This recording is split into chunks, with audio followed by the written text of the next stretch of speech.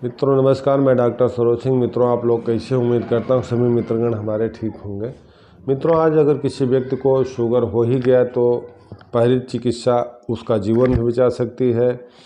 वो जीवन कैसे बच सकता है वो डॉक्टर के ऊपर डिपेंडेंट करता है।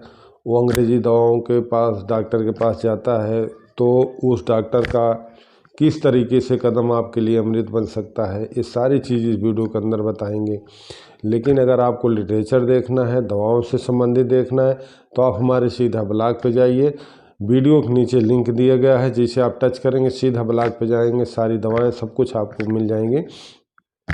तो मित्रों अगर किसी व्यक्ति को शुगर हो गया तो पहला अगर कदम रखता है, किसी डॉक्टर के पास जाता है तो उसको तो मालूम नहीं है कि हमारा अगर शुगर हो गया तो किस तरीके से अभी वो नॉर्मल होके मुझे 10 से 15 साल जीवन और दे सकता है, अच्छा जीवन।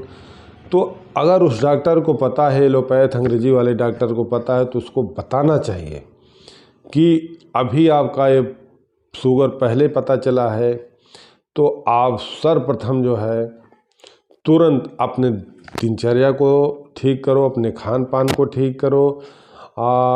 एक दवा आती है पैंक्टिनम होम्योपैथिक में, जो यूज करने से पैंक्रियाज रिएक्टिव हो जाता है, फिर से इंसुलिन देने लगता है।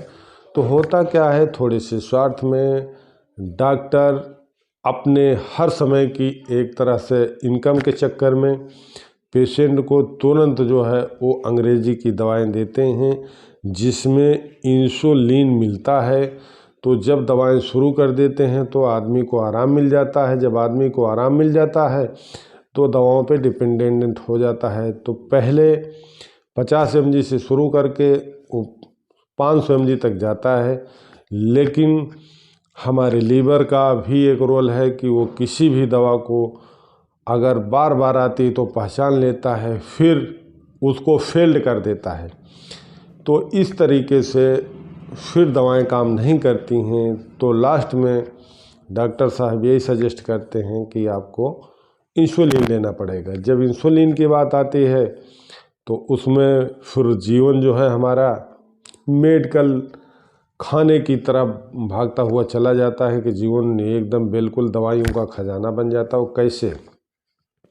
दवाइयों का खजाना ऐसे बन जाता है कि मान लीजिए उन्होंने तो अपना जो है दवा शुरू कर दिया है, लेकिन आप बार बार उसे खा रहे हो तो टॉक्सिन हमारे शरीर के अंदर जा रही। जब हमारे शरीर के अंदर जा रही तो जैसे घर का कचरा कूड़ेदानी में डालते हो, वैसे पूरे शरीर का टॉक्सिन कहीं इकट्ठा होता है। तो आजकल जो नया सर्वे आया है उसमें जो कैंसर का जो रेशियो है, सबसे ज़्यादा शुगर पेशेंट को कैंसर का रेशियो ज़्यादा पाया जा रहा है। तो जब शुगर हो जाता है तो उसमें होता क्या है, शरीर का मेटाबॉलिज्म और एंटीबॉडी दोनों ध्वस्त कर देता है। जब ये दोनों ध्वस्त हो जाती हैं तब कैंसर का वहीं से जन्म हो जाता है। जब कैंसर का जन्म हो जाता है तो जीवन वहीं नर्क हो जाता है।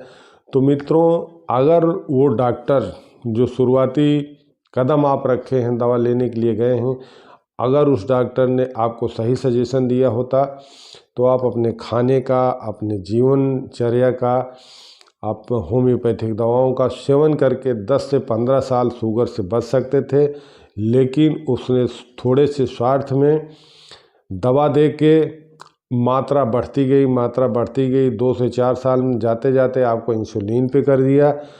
तो इस तरीके से एक व्यक्ति का जीवन मेडिकल खाना बन जाता है। जब टॉक्सिन हमारे शरीर में पूरा इकट्ठा हो जाती है तो वो पूरी नसों में गंदगी जम जाती है। जब नसों में गंदगी जम जाती है तो हार्ट की तरफ फिर जाता है मामला। जब हार्ट की तरफ हो जाता है तो हार्ट की भी दवाइयाँ चलने लगती हैं। हार्ट की भी दवाइयाँ कुछ दिन तक चलती हैं। जब 70 से 80% जब ब्लॉकेज हो जाता है तब हार्ट की भी दवाइयाँ नहीं काम करते हैं।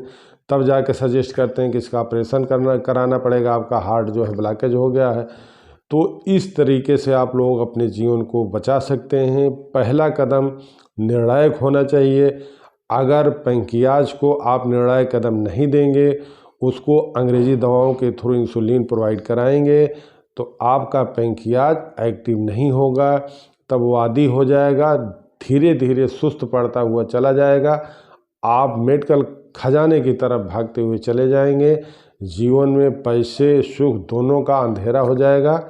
तो हमारा वीडियो अगर पसंद आया तो एक लाइक ज़रूर कर देना, नए सब्सक्राइब कर देना। हमारे ब्लॉग पे ज़रूर जाना लिटरेचर देखने के लिए। मित्रों नमस्कार।